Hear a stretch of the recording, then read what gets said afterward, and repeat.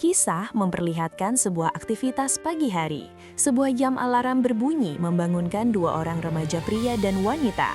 Seorang remaja putri yang bernama Emma yang diperankan oleh Indiana Evans adalah seorang wanita penurut kepada orang tua yang memiliki banyak teman dan menjadi salah satu gadis terpopuler di sekolah SMA. For me. We can be a little late. Not really. Sementara Danny yang diperankan oleh Brenton Thwaites, kebalikannya, ia adalah seorang pria yang selalu membangkang kepada ayahnya dan dia juga tidak populer, bahkan dia tidak memiliki terlalu banyak teman. Mereka bersekolah di satu sekolah SMA yang sama. Sharp. All right, be on. You can hand me that now. The school has every day and night. Yeah, I'll trade you for your burger. You can have it. Suatu hari, sekolah mereka sedang melakukan perjalanan ke Trinidad untuk membangun sebuah sekolah untuk anak-anak, juga menjelajahi pulau yang ada di sana.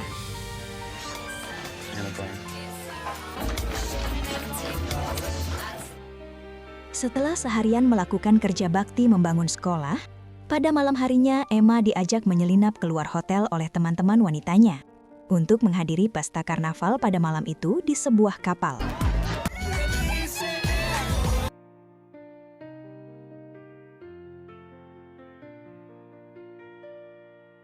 Saat pesta berlangsung, di tengah laut, tiba-tiba kapal patroli polisi Trinidad datang untuk membubarkan pesta ilegal tersebut dan melakukan razia narkoba. Terjadi sedikit kepanikan di antara pengunjung pesta yang membawa narkoba. Emma yang seorang gadis baik-baik juga merasa sedikit panik ketika Emma berada di pinggir kapal, tanpa sengaja ia tersenggol oleh pengunjung lain. Emma kehilangan keseimbangan dan jatuh ke laut tanpa ada temannya yang tahu. Danny yang saat itu juga berada di sana tanpa sengaja melihat Emma terjatuh. Tanpa pikir panjang, Danny juga melompat ke air lalu menarik Emma ke perahu karet speedboat. Danny segera memutuskan tali pengikat perahu karet tersebut dengan maksud untuk menghindari polisi agar tidak menimbulkan masalah baru. Ia berniat akan kembali ke hotel bersama Emma saat mereka sudah jauh dari polisi. Saat kapal patroli polisi dan kapal tempat pesta sudah menjauh, Danny berniat ingin menghidupkan mesin perahu tersebut untuk pulang ke hotel. Namun, alangkah terkejutnya mereka. Saat membuka penutup mesin perahu, ternyata mesin perahu tersebut tidak ada. Secara bersamaan, badai besar datang mengombang-ambingkan mereka.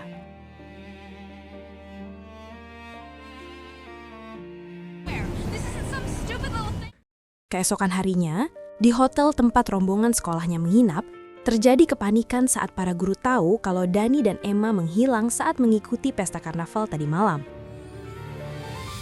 Where did you see her last? Abrupt end. Welcome, gentlemen. Sementara itu, Danny dan Emma terombang-ambing di tengah lautan yang luas. Mereka mencoba menggunakan handphone mereka untuk menelpon, namun sayang, tidak ada sinyal sedikit pun. Jadilah mereka terombang-ambing di atas perahu karet dan mengikuti arus laut tak tahu arah tujuan kemana. Selang beberapa lama, akhirnya arus air laut membawa mereka pada sebuah pemandangan yang membuat Emma bersemangat. Dari kejauhan Emma melihat sebuah pulau kecil. Mereka pun segera mendayung untuk mendatangi pulau tersebut.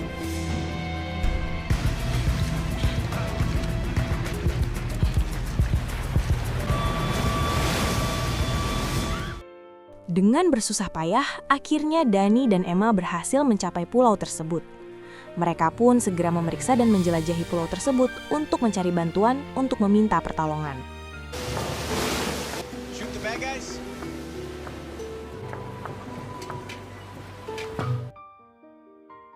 Sementara itu, orang tua Danny dan Emma yang panik mendengar berita hilangnya anak mereka memutuskan untuk pergi ke Trinidad mencari anak mereka. Walaupun saat itu penerbangan sangat sulit dikarenakan oleh faktor cuaca yang kurang baik. Cerita berpindah ke pulau tempat Danny dan Emma terdampar. Mereka telah berjalan cukup jauh memasuki rimbunan semak belukar dan pepohonan yang ada di pulau tersebut. Sambil berjalan, Danny dan Emma yang berbeda karakter sering melakukan perdebatan, hingga akhirnya mereka sampai di sebuah sumber air terjun yang sangat indah. Okay. We may never get back here again. Mereka pun melanjutkan berjalan menyusuri pulau tersebut. Setelah berjalan berjam-jam, Akhirnya mereka sampai di sebuah tebing pantai yang tinggi. Saat itulah mereka menyadari kalau pulau tersebut tidak berpenghuni. I don't think we're gonna find a 5-star hotel around here. Signal. Mereka pun memutuskan untuk kembali menuju perahu mereka berada. Namun ketika mereka sampai di mana seharusnya perahu berada, mereka terkejut luar biasa. Ternyata perahu itu telah menghilang di bawah arus air laut yang pasang. Kini mereka hanya bisa berjalan menyusuri pantai sambil mencari tempat yang tepat buat mereka beristirahat nanti malam. Mereka berdua hanya bisa berharap pertolongan dari regu penyelamat yang datang mencari mereka. Saat malam hari, Dani membuat api unggun untuk menghangatkan badan mereka. Malam itu mereka berdua tidur beralaskan pasir dan di bawah rimbunan pohon-pohon. Thanks. Perfect girl, perfect world. What do you think's out there?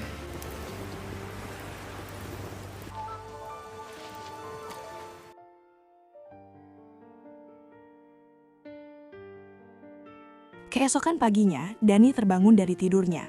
Ia mencari-cari keberadaan Emma yang tidak ada di dekatnya. We need some more Ternyata, Emma sedang membuat tulisan SOS di atas pasir pantai. Dani segera mandi, melepaskan pakaiannya, hanya menyisakan celana pendek saja. Emma hanya bisa menatap canggung tubuh atletis Dani dari belakang. Sementara di kota Trinidad, orang tua Dani dan Emma marah-marah kepada para tim SAR di sana. Sudah 2 hari para tim SAR dan para polisi belum berhasil menemukan keberadaan anak mereka. About other teenagers. First 48 hours is the most important. Sementara Dani dan Emma di Pulau Kosong itu mereka sedang membuat gubuk menggunakan ranting dan daun kelapa untuk berlindung dari panas dan hujan serta dinginnya udara pantai. Mereka pun saling mengobrol tentang kemana setelah mereka lulus SMA nanti akan melanjutkan kuliah. Dani dan Emma pun terlihat lebih akrab. Menjelang siang mereka mencari makanan yang bisa mereka makan. Mereka beruntung dapat menemukan buah-buahan yang dapat mereka makan di pulau tersebut, di mana di sana ditumbuhi oleh pohon kelapa dan pohon pisang. That's good.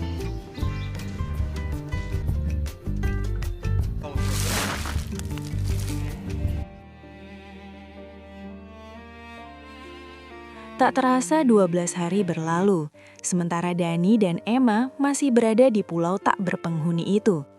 Saat itu Dani sedang tidur siang di gubuk mereka. Tanpa sengaja ia memeluk Emma yang juga berbaring di sampingnya. Emma hanya diam dan membiarkan tangan Dani memeluknya. Sementara orang tua Emma terlihat kecewa setelah menonton berita tentang keputusan pihak berwenang dalam pencarian anak mereka yang belum ditemukan. Mereka menangis sedih dengan penuh kekhawatiran. Ia berjanji akan terus melakukan pencarian sendiri walaupun tanpa bantuan dari pemerintah. Sementara itu, Emma mulai merindukan orang tuanya. Dani sedang melakukan kebiasaannya ketika menjelang senja, yaitu menatap matahari yang tenggelam. Ketika ia berjalan mendekati gubuk sambil mengais-ngais pasir, tiba-tiba ia dikejutkan dengan sebuah kerangka mayat di dekat gubuk mereka. Hal ini membuat Emma sangat ketakutan. Ia takut mereka akan berakhir seperti kerangka mayat tersebut. Dani berusaha menenangkan dan menghibur Emma. Emma pun akhirnya merasa tenang dan secara tiba-tiba Dani mencium bibir Emma yang menawan. Mereka pun saling menikmati hingga berlanjut enak-enak. Setelah usai, Emma menangis dan Dani juga kaget dengan Emma. Ternyata Emma masih dalam kondisi tersegel, segitiga bermudanya. Keesokan paginya Emma terbangun dari tidurnya. Ia kebingungan mencari Dani dan barang-barangnya yang setiap hari selalu saja ada yang hilang. Ia pun mencari Dani yang saat itu sedang menggali tanah untuk menguburkan mayat yang kemarin mereka temukan. Sempat terjadi percekcokan, namun tiba-tiba Emma terjatuh ke jurang yang mengakibatkan lututnya berdarah. Dani pun mengobati luka Emma dan meminta maaf kepada Emma atas kata-katanya tadi. Mereka pun melanjutkannya dengan mandi bersama. Sambil mandi, Dani menceritakan cerita kelam di masa lalunya yang menyebabkan ibunya meninggal. Perasaan bersalah kepada ibunya itulah yang membuat dia sering menutup diri. Emma mencoba meyakinkan kepada Dani kalau kematian ibunya bukanlah kesalahan dirinya. Kini Emma semakin bersimpati dengan Dani. Benih-benih cinta telah tumbuh di antara mereka.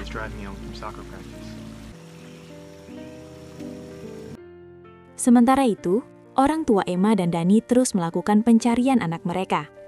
Walaupun sudah sebulan berlalu dan pemerintah sudah menghentikan pencarian. Berbagai usaha telah mereka tempuh dalam melakukan pencarian, namun pencarian itu tidak membuahkan hasil.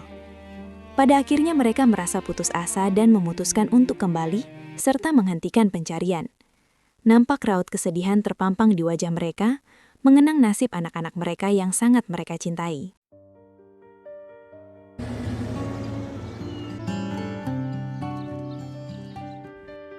Sementara itu, Dani dan Emma yang berada di pulau itu menjalani kehidupan mereka dengan semakin dekat.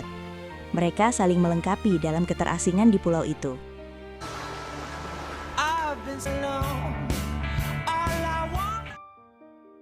Suatu hari, Dani berjalan di dalam pulau sambil memetik bunga yang banyak tumbuh di pulau itu. Dan Emma sedang bersantai di bawah pepohonan. Mereka dikejutkan oleh suara pesawat yang melintas di atas pulau. Dani dan Emma pun segera berlari menuju gubuk untuk menembakkan flare gun. Namun setibanya di gubuk, Dani tidak menemukan flare gun. Hal ini membuat pesawat berlalu begitu saja, dan kesempatan mereka untuk bisa diselamatkan pun hilang. Hilangnya flare gun memicu pertengkaran antara mereka berdua. Bukan hanya flare gun yang hilang, tapi barang-barang mereka yang lain juga ikut menghilang setiap hari. Emma. Kini mereka merasa putus asa untuk bisa berhasil selamat dan kembali pulang ke rumah. Suatu hari saat mereka sedang berada di pinggir pantai, mereka mendengar suara aneh yang berasal dari tengah pulau. Dani merasa penasaran dan memutuskan untuk mencari sumber suara aneh itu. Dean, no. Saat sedang berada di rimbunan pohon, Dani dikagetkan oleh kehadiran seekor macan hitam. Tanpa pikir panjang, Dani segera berlari, dan macan itu pun segera berlari mengejarnya. Sedangkan Emma sambil berteriak mengejarnya. Ia khawatir dengan keadaan Dani. Dani yang terus berlari akhirnya tersandung. Macan itu pun segera menerjangnya. Beruntung, Dani berhasil melumpuhkan dan membunuh macan itu dengan sebilah pisau lipat yang ia miliki.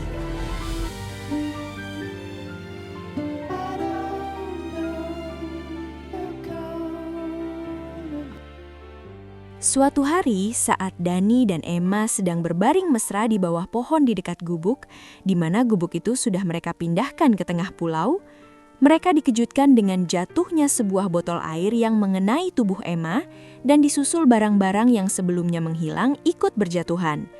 Ternyata setelah mereka melihat ke atas, benda-benda tersebut dijatuhkan oleh seekor monyet kecil yang rupanya selama ini mencuri barang-barang mereka, termasuk flare gun.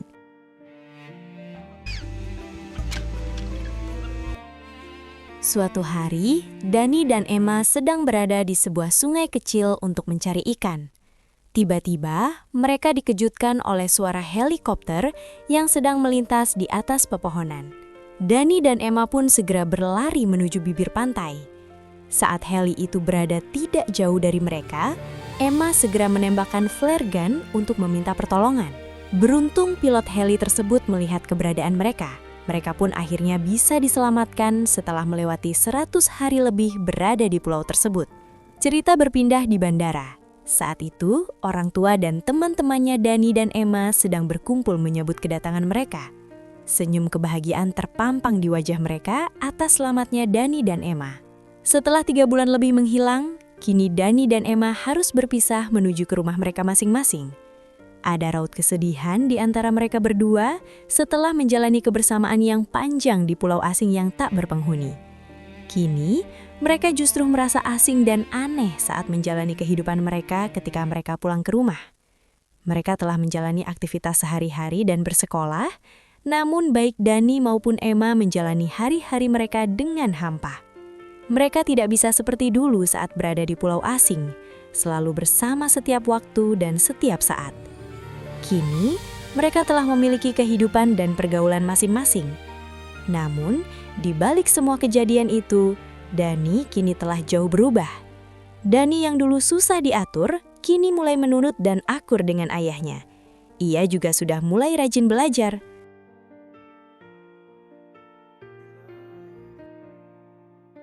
Suatu malam, Dani dan Emma menghadiri sebuah pesta.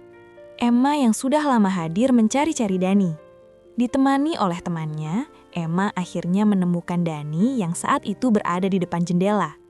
Nampak Dani berpakaian menggunakan setelan jas warna hitam, sedang berdiri terpaku di luar jendela, menatap Emma dengan kondisi basah kuyup oleh guyuran air hujan. Emma segera berjalan menuju ke tempat Dani berdiri dan menunggunya. Mereka pun saling berciuman dan berpelukan dalam cinta yang tumbuh semakin besar. Cinta bisa datang karena terbiasa, seperti Dani dan Emma yang sebelumnya tak saling mengenal di sekolahan. Akhirnya mereka kini saling cinta luar biasa karena terbiasa selalu bersama di pulau asing yang tak berpenghuni.